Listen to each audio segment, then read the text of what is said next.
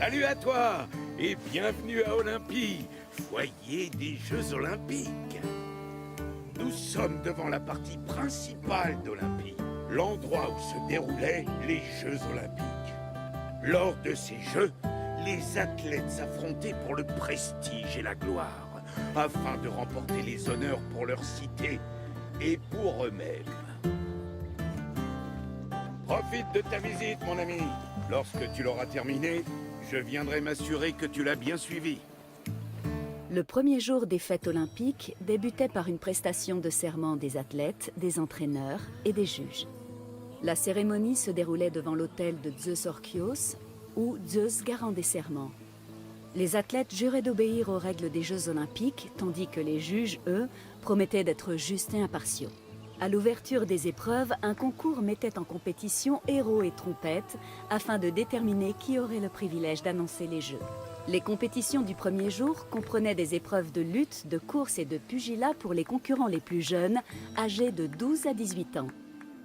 La deuxième journée commençait par une grande procession jusqu'à l'hippodrome afin de célébrer le début des très appréciées épreuves équestres. La plus attendue et la plus spectaculaire était la course des quadriges, des chars dont l'attelage était de 4 chevaux. Les épreuves équestres se distinguaient par le fait que le vainqueur n'était pas le meilleur cavalier ou aurige, mais le propriétaire du cheval ou du char le plus rapide. À l'issue des compétitions équestres, les 40 000 spectateurs rejoignaient le stade pour suivre les épreuves du pentathlon. Après les compétitions du jour, des rites funéraires avaient lieu en l'honneur de Pélops, héros et fondateur mythique des Jeux olympiques.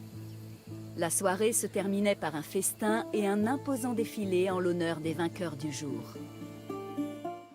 Une victoire aux Jeux olympiques était l'un des plus grands honneurs que pouvait se voir décerner un mortel, et il existait plusieurs moyens de l'immortaliser. Certains athlètes faisaient réaliser leur statue, d'autres demandaient à des poètes d'écrire des odes à leur victoire. La tradition orale était un élément majeur de la culture grecque. Ces odes, appelées épinikia, étaient souvent composées par les meilleurs poètes, notamment Pindare, Simonide et Bacchylides. Elles étaient souvent déclamées lors de banquets et de fêtes auxquels assistait l'athlète en question, ou lors de son départ d'Olympie. Le pentathlon se déroulait le deuxième jour, au sein du stade. Comme son nom le laisse entendre, il comptait 5 épreuves: lancer du disque, lancer du javelot, saut, course et lutte. Il existe bien sûr de nombreuses différences entre les épreuves antiques et celles des Jeux modernes. Par exemple, les concurrents antiques du saut en longueur tenaient en main des poids pour se donner de l'élan, car ils ne couraient pas avant de sauter. Par ailleurs, si un athlète remportait les 3 premières épreuves, il était immédiatement déclaré vainqueur sans attendre les résultats des 5 disciplines. Les épreuves de course se déroulaient comme aujourd'hui, à une différence notable: les athlètes étaient nus. Pour la lutte, les catégories de concurrents ne reposaient pas sur le poids, comme de nos jours, mais sur l'âge. Le vainqueur était le premier à projeter 3 fois son adversaire au sol. La troisième journée commençait par l'événement le plus important des Jeux. Une procession regroupant Hélanodis, ambassadeurs, concurrents et des animaux se rendait au grand autel situé devant le temple de Zeus. Les animaux étaient alors offerts aux fêtes en sacrifice officiel. L'après-midi du troisième jour était consacré aux épreuves de course à pied. La course était la plus ancienne discipline des Jeux et fut d'ailleurs la seule épreuve des premiers Jeux olympiques. La course principale, appelée stadion, était un sprint d'environ 180 mètres. Le vainqueur avait l'honneur d'attribuer son nom à la période de 4 ans séparant 2 éditions des Jeux. Cette période était appelée Olympiade. Par exemple, les 4 années qui suivirent les premiers Jeux, en 776 avant l'ère commune, constituèrent l'Olympiade de Coreb d'Hélice, le premier champion olympique. Une fois toutes les compétitions terminées, un banquet public se tenait dans le Prytanée afin de fêter les vainqueurs du jour. La 4e journée était consacrée au combat. Les épreuves de lutte se déroulaient le matin, suivies par le pugilat et le pancrace. Le pancrace était une sorte de mélange de lutte et de pugilat. Tout était permis à l'exception des introductions dans les yeux ou la bouche ou des tractions sur les oreilles ou les organes génitaux.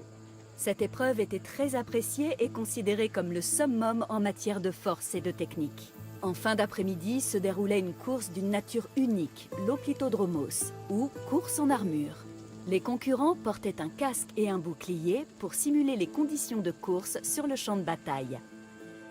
Les Élanodis, ou juges des Grecs, étaient les arbitres et organisateurs des Jeux.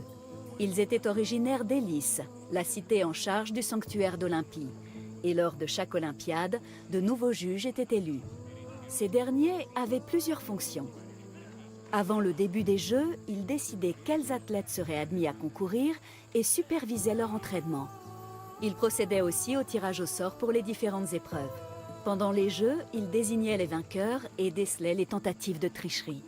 Pour ce faire, ils avaient des assistants armés de fouets et de bâtons qui se tenaient près des athlètes et les frappaient s'ils tentaient de tricher. Une victoire à Olympie était l'un des honneurs les plus prestigieux de tout le monde grec. Non seulement les vainqueurs étaient couverts de gloire dans leur cité, mais leur nom devenait célèbre dans toute la Grèce. Pour certains, la tentation l'emporta. Ils brisèrent leur serment envers Zeus et trichèrent.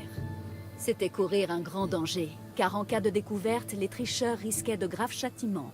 Ils risquaient disqualification et amende.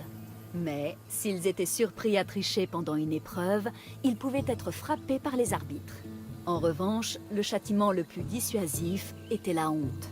Au pied du mont Kronios, sur le chemin menant au stade, se trouvait un groupe de statues appelées Zan, Zan étant le pluriel de Zeus.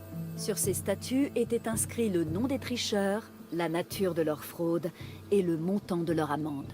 Les ânes, financés par les amendes des tricheurs, étaient installés en des lieux stratégiques à la vue de tous.